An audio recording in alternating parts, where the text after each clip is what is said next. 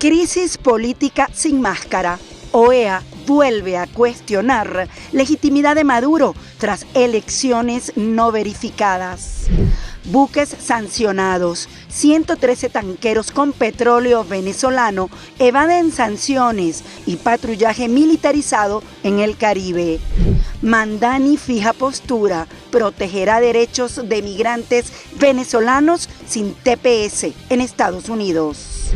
Hola amigos de Impacto Venezuela, soy Yasmín Velasco y hoy 10 de noviembre. Estas son las noticias más destacadas del día en nuestro noticiero estelar.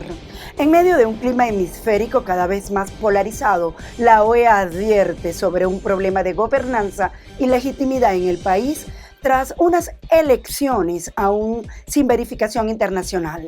Las declaraciones de su secretario general adjunto, Albert Ramdin, regresa a la mesa el debate sobre el papel de los organismos regionales y la fragilidad democrática en América Latina. El reporte lo tiene María José Prado. El secretario general adjunto de la Organización de Estados Americanos, Albert Ramdin, reconoció que Venezuela atraviesa una crisis de legitimidad y gobernanza tras las elecciones presidenciales de 2024, cuyos resultados, según dijo, siguen sin clasificarse.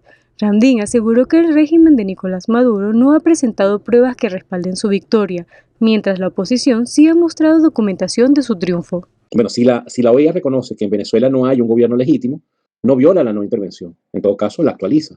La autodeterminación pertenece al pueblo venezolano, no una cúpula aliada con mafias y potencias extranjeras que han secuestrado un país. Ese reconocimiento obligaría a los países del continente a definirse en dos bandos bien claros. O defienden. El pronunciamiento llega en un momento de máxima fricción hemisférica. Con Estados Unidos desplegando su mayor concentración de buques de guerra en el Caribe, Washington afirma que combate el narcotráfico, pero en la región crecen las sospechas de que podría estar preparando operaciones dentro del territorio venezolano. Una declaración firme de la OEA puede marcar un antes y un después. Esto significa que serviría de base para que otros organismos y democracias del hemisferio formen un bloque que apoye la transición venezolana.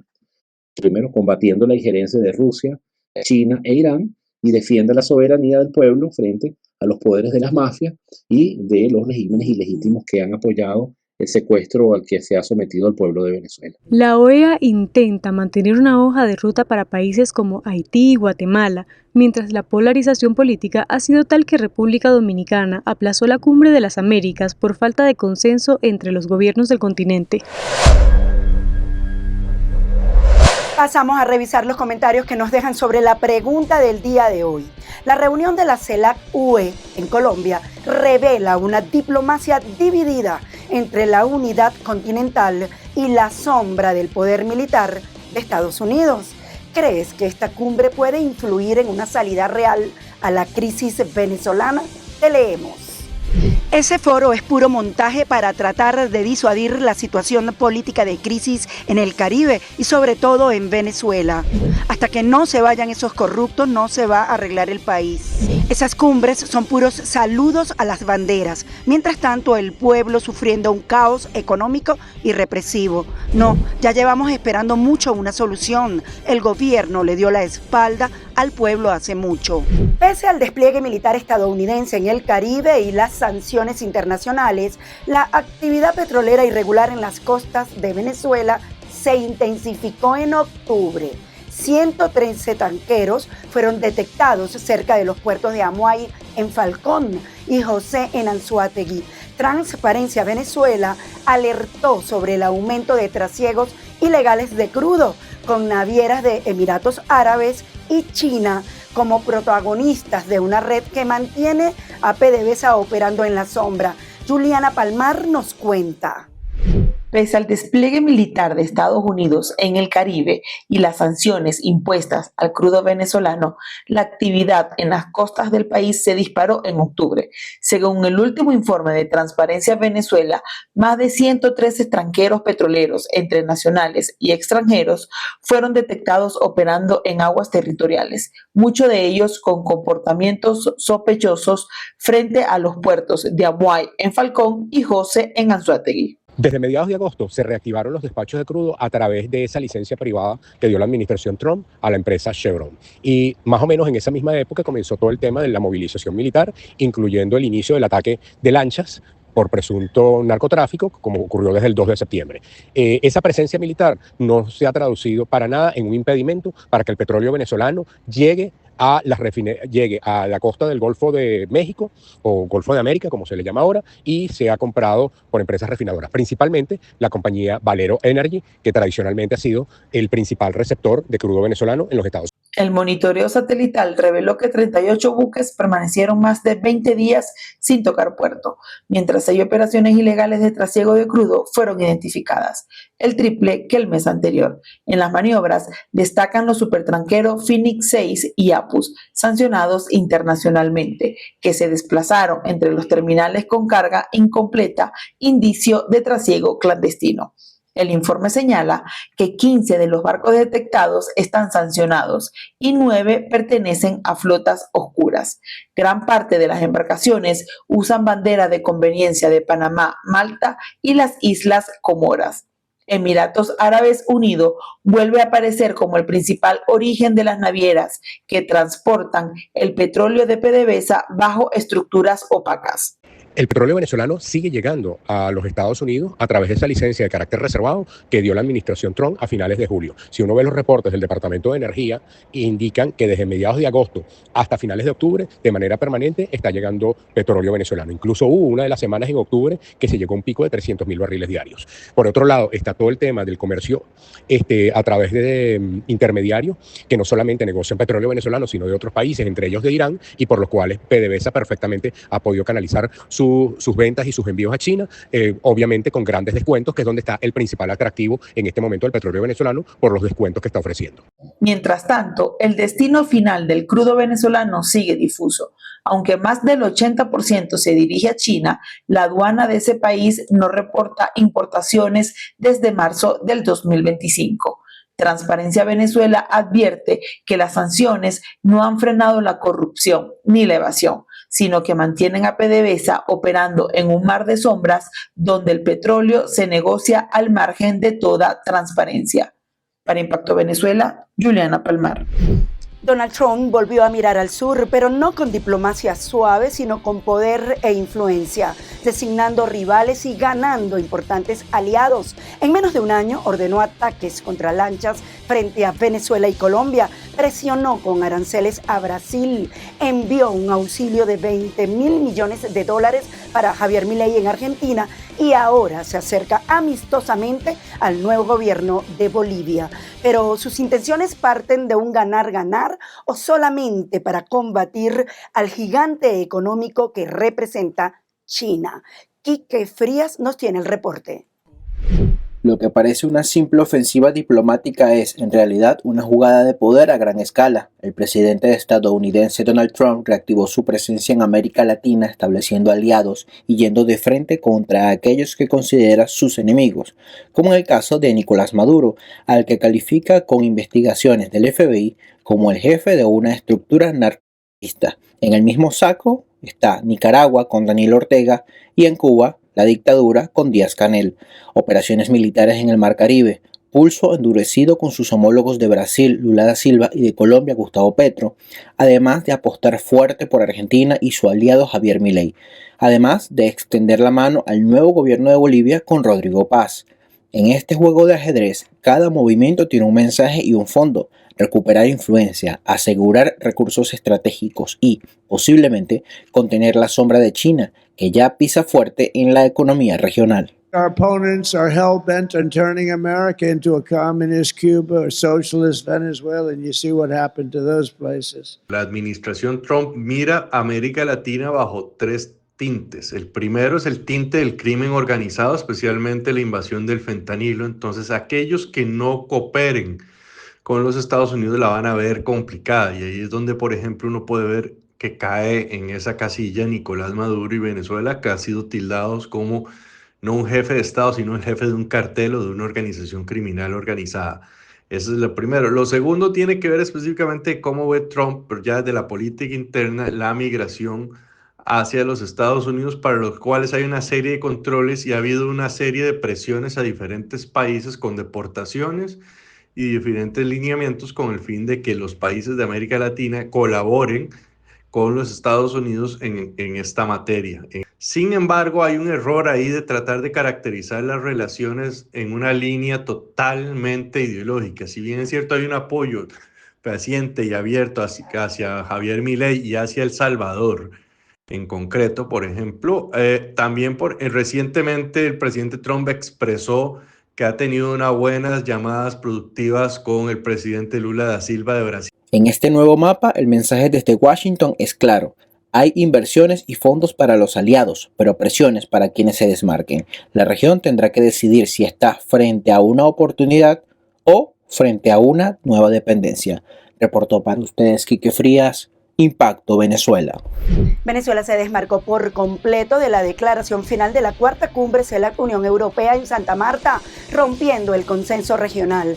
Pasos que siguió Nicaragua, mientras otros 7 países mostraron su descontento en puntos específicos, pero mantuvieron su adhesión general. Colombia, como anfitrión, defendió el equilibrio diplomático y valoró la participación venezolana. La cumbre avanzó con acuerdos en economía, energía y lucha contra el crimen. Catherine García nos amplía. En estos 50 puntos de la declaración conjunta le demostramos al mundo que es posible ponernos de acuerdo y que es posible en términos de diferencias lograr consensos.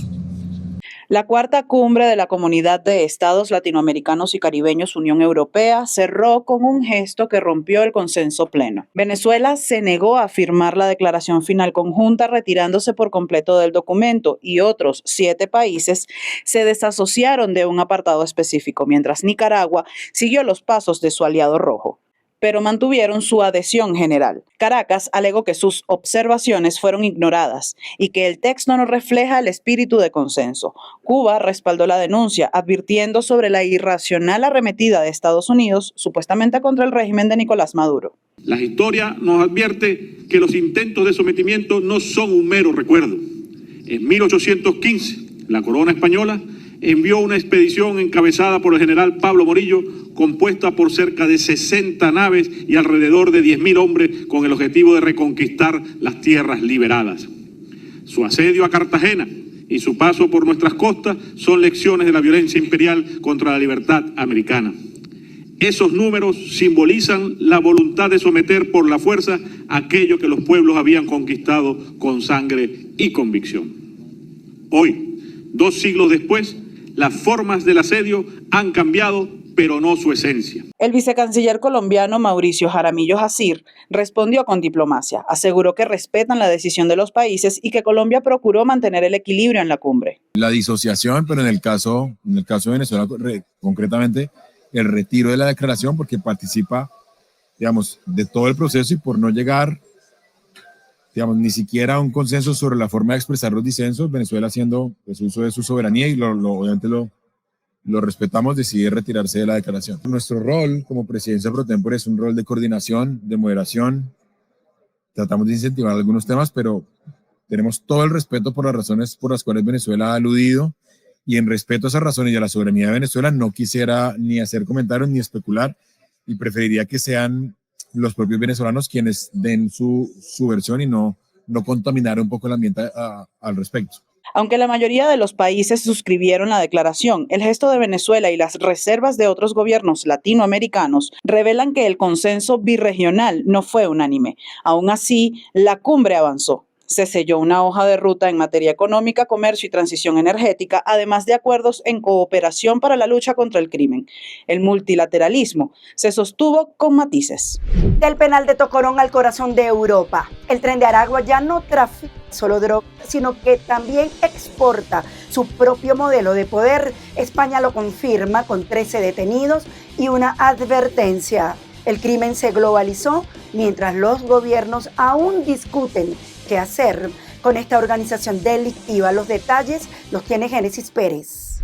El golpe policial en España, que dejó 13 detenidos del Tren de Aragua, confirma una nueva etapa en la evolución del crimen organizado, una expansión más profunda de una marca criminal. Esta estructura, inspirada más en la lógica empresarial que en la jerarquía clásica del narcotráfico, permite que cada célula mantenga independencia táctica, pero conserve la identidad, el nombre y los métodos del grupo madre. Eran los los líderes de las subestructuras de Madrid y de Barcelona, que luego reportaban pues, a un lugarteniente que está ahora mismo en prisión y que bueno, sigue un poco la dinámica que ya se vio en Venezuela cuando esta organización empezó a expandirse, que controlaban la distribución del tráfico de drogas. En España, la operación Intercity reveló la dimensión transnacional del fenómeno. La célula desarticulada en 5 ciudades actuaba con disciplina jerárquica, producía drogas sintéticas como el TUS y financiaba sus actividades con el tráfico de cocaína, prostitución y extorsión. Su estructura era un reflejo en miniatura del sistema de control implantado por el Niño Guerrero desde las cárceles venezolanas, pero sin perder directamente su liderazgo. Este patrón, replicar el modelo criminal con autonomía operativa, convierte al Tren de Aragua en un híbrido entre mafia y multinacional del delito. Expertos en seguridad advierten que esta franquiciación del crimen representa un riesgo mayor que su expansión territorial. Cada célula puede reconfigurarse según el contexto. En Chile se mezcló con bandas locales de trata. En Perú y Colombia controla extorsiones en cárceles y barrios. Y en España se infiltra en comunidades migrantes para ocultar sus rutas de tráfico humano y lavado de dinero. Esta organización existe, es poderosa, tiene alcances y yo creo que muchos de sus integrantes recibieron entrenamiento militar en Venezuela, que formaban parte de esos grupos en los barrios, y más si es en países como Ecuador, como Perú, como Chile, donde no tenían, digamos, que esa experiencia en la criminalidad. El Ministerio del Interior español ya lo reconoce como una de las organizaciones criminales con mayor capacidad de expansión y adaptación. Su crecimiento revela una tendencia inquietante: la globalización del crimen latinoamericano bajo estructuras modulares con centros de comando dispersos y redes financieras ocultas. Génesis Pérez para Impacto Venezuela.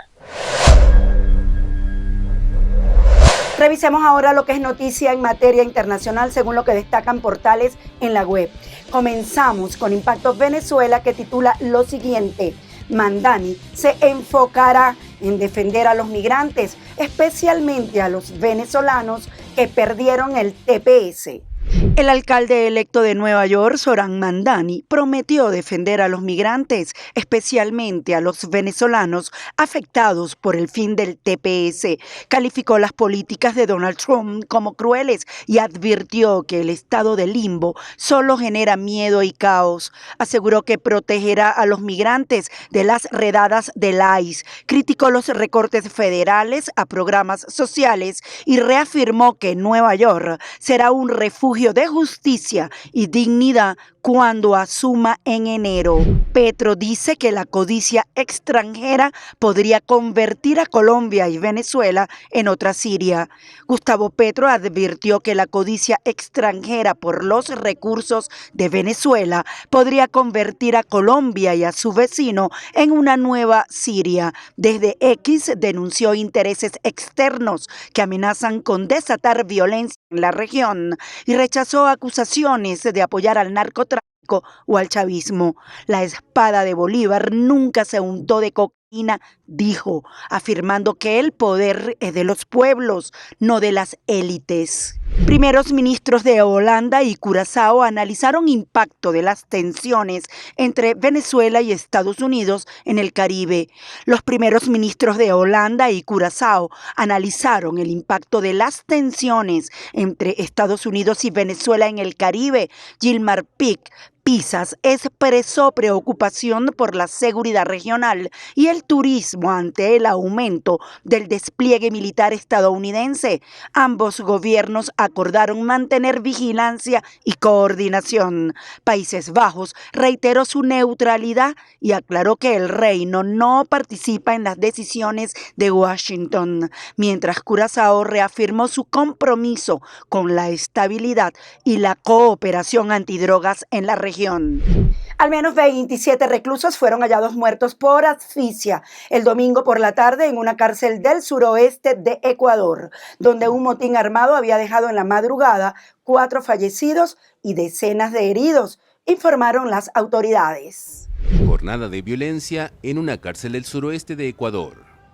Al menos 27 reclusos fueron hallados muertos por asfixia el domingo por la tarde en la prisión de Machala, en la provincia de El Oro, donde un motín armado había dejado horas antes 4 fallecidos. El primer incidente ocurrió durante la madrugada y 33 reclusos, así como un policía, resultaron heridos. El Servicio Nacional de Atención Integral a Personas Adultas Privadas de la Libertad informó que los enfrentamientos se debieron a una reorganización de algunos reclusos en la nueva cárcel de máxima seguridad construida por el gobierno del presidente Daniel Noboa en la provincia costera de Santa, cuya inauguración se espera para este mes. Equipos de élite de la policía ingresaron inmediatamente al penal y retomaron el control tras el amotinamiento, según la autoridad penitenciaria, que indicó que 7 personas fueron capturadas y serán judicializadas. Horas más tarde, se anunció el hallazgo de otros 27 cadáveres de personas que murieron por asfixia en un suceso distinto al ocurrido en horas de la mañana. Las cárceles ecuatorianas se han convertido en centros de operación de bandas de narcotraficantes, con más de 500 reclusos muertos desde 2021 en enfrentamientos entre grupos que compiten por el control de este lucrativo negocio. Amigos, gracias por acompañarnos en este recorrido informativo. Nos vemos mañana en una nueva emisión estelar de Impacto Venezuela. Como siempre les recuerdo, seguirnos en nuestras redes sociales y canal de YouTube.